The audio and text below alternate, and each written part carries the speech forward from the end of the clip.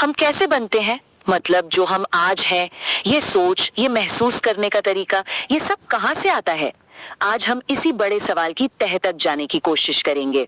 और देखिए, ये सिर्फ किताबों की बातें नहीं है ना? ये तो हमारी रोज की जिंदगी से जुड़ा है कि हम सीखते कैसे हैं, सही गलत का फैसला कैसे करते हैं और सबसे जरूरी, एक दूसरे से बात कैसे कर पाते हैं।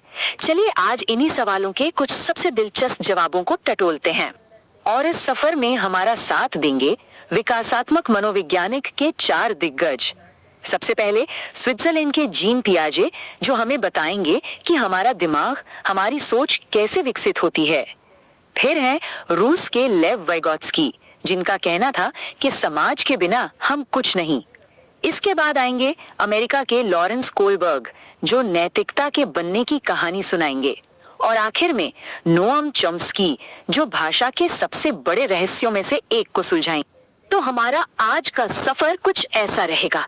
पहले हम पियाजे के दिए हुए स्टेजेस को समझेंगे, फिर वाइगोत्स्की की सामाजिक दुनिया में कदम रखेंगे, इसके बाद कोहलबर्ग की बनाई नैतिकता की सीढ़ी पर चढ़ेंगे और अंत में चॉम्स्की के लैंग्वेज ब्लूप्रिंट को डिकोड करेंगे।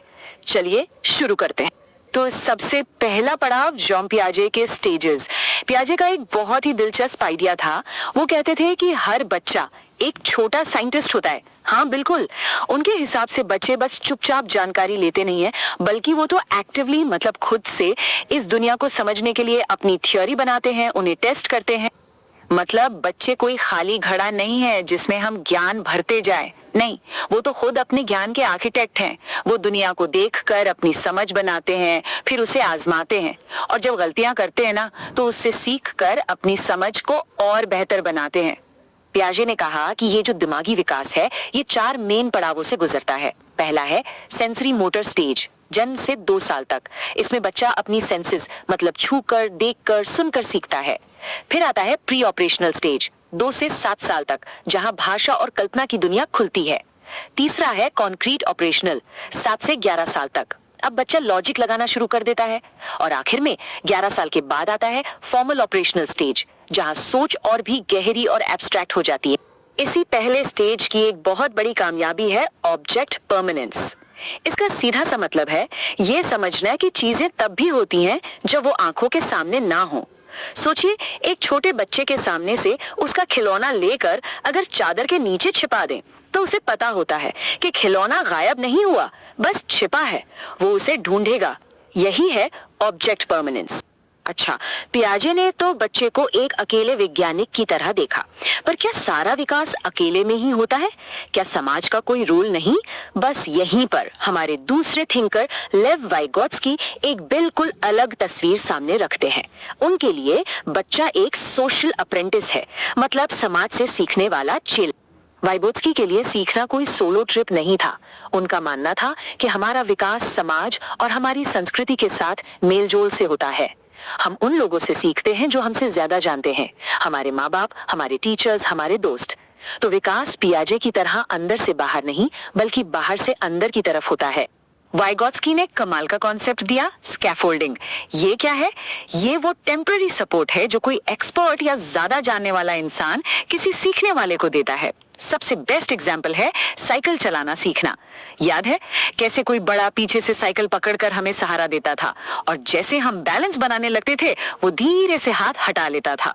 बस यही मदद, यही सहारा स्कैफोल्डिंग है। आपने भी बच्चों को खेलते खेलते खुद से बातें करते हुए देखा होगा, है ना? वाइगोत्स्की कहते हैं कि ये कोई कंफ्यूजन नहीं है, ये है प्राइवेट स्पीच। ये तो बच्चों के लिए एक बहुत जरूरी टूल है, जिससे वो अपने विचारों को ऑर्गेनाइज करते हैं और अपने कामों को एक दिशा देते हैं। चलिए अब दिमागी और सामाजिक विकास से आगे बढ़ते हैं और चलते हैं हमारे तीसरे पिलर की तरफ, लॉरेंस कोलबर्ग की मॉरल लैडर, यानी नैतिकता की सीढ़ी। कोलबर्ग ये समझना चाहते थे कि सही और गलत को लेकर हमारी जो समझ है, वो वक्त के साथ कैसे बदलती है, कैसे मैच्योर होती है। और इसे समझने के लिए उन्होंने एक बड़ी मशहूर कहानी का इस्तेमाल किया, हाइंज डिलेमा। कहानी कुछ यूं है, हाइंज नाम का एक आदमी है, उसकी पत्नी बहुत बीमार है, मरने की कगार पर है। एक दवा है जो उसे बचा सकती है, लेकिन जो केमिस्ट उस दवा को बना रहा है, वो उसके इतने ज्यादा पैसे मांग रहा है जो हाइंज के बस के बाहर। तो अब सवाल ये है कि क्या हाइंस को अपनी पत्नी की जान बचाने के लिए वो दवा चुरा लेनी चाहिए? देखिए, कोलबर्ग के लिए जवाब हाँ है या ना ये जरूरी नहीं था। उनके लिए जरूरी था क्यों। लोग अपने जवाब के पीछे क्या कारण, क्या तर्क देते हैं, और लोगों के इन्हीं तर्कों के पैटर्न को स्टडी करके कोहलबर्ग ने नैतिकता की 3 बड़े लेवल बताए: प्री कन्वेंशनल, कन्वेंशनल और पोस्ट कन्वेंशनल। जैसे जैसे हम इन लेवल्स पर आगे बढ़ते हैं, सही गलत को देखने का हमारा नजरिया भी बदलता जाता है। तो सबसे पहला लेवल प्री कन्वेंशनल। इस लेवल पर नैतिकता का मतलब होता है सजा से बचना और अपना फायदा देखना। इस लेवल पर सोचने वाला इंसान कहेगा, नहीं, हाइंस को चोरी नहीं करनी चाहिए क्योंकि वो पकड़ा जाएगा और उसे जेल हो जाएगी। आप देख रहे हैं, यहाँ सारा फोकस सिर्फ अपने ऊपर होने वाले असर पर है, किसी और की भलाई या नियम कानून पर नहीं।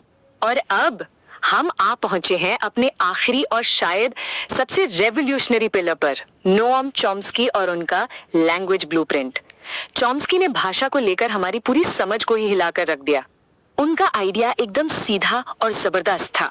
भाषा सीखने की काबिलियत हम कहीं से सीखते नहीं हैं, यह हमारे अंदर पहले से होती है, जन्म से। हम इंसान भाषा सीखने के एक इनबिल्ट सिस्टम के साथ पैदा होते हैं। चॉम्स्की ने इस सिस्टम को एक नाम दिया, लैंग्वेज एक्विजिशन डिवाइस, या शॉर्ट में एलईडी। आप इसे एक तरह का मेंटल सॉफ्टवेयर समझ सकते हैं जो हमारे दिमाग में पहले से इंस्टॉल होकर आता है, और यही सॉफ्टवेयर बच्चों को इतनी तेजी से और इतनी आसानी से ग्रामर के मुश्किल नियम सीखने में मदद करता है।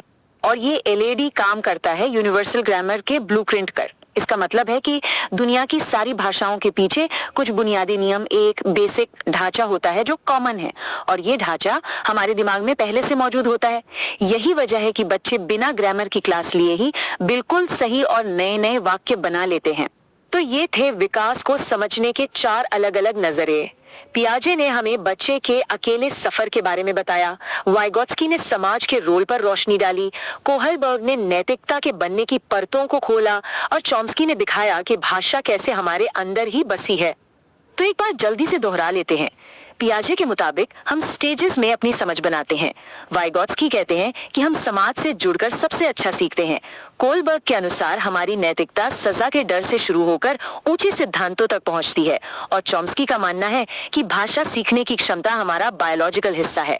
तो आखिर में ये सवाल हमारे सामने है, इन 4 पिलर्स में से कौन सा हमारी अपनी ग्रोथ की कहानी को सबसे बेहतर तरीके से बताता है? क्या हम सब एक छोटे साइंटिस्ट की तरह बड़े हुए हैं, या एक सोशल अप्रेंटिस की तरह, या फिर इन सब का एक मिला जुला रूप है? सोचने वाली बात है ना।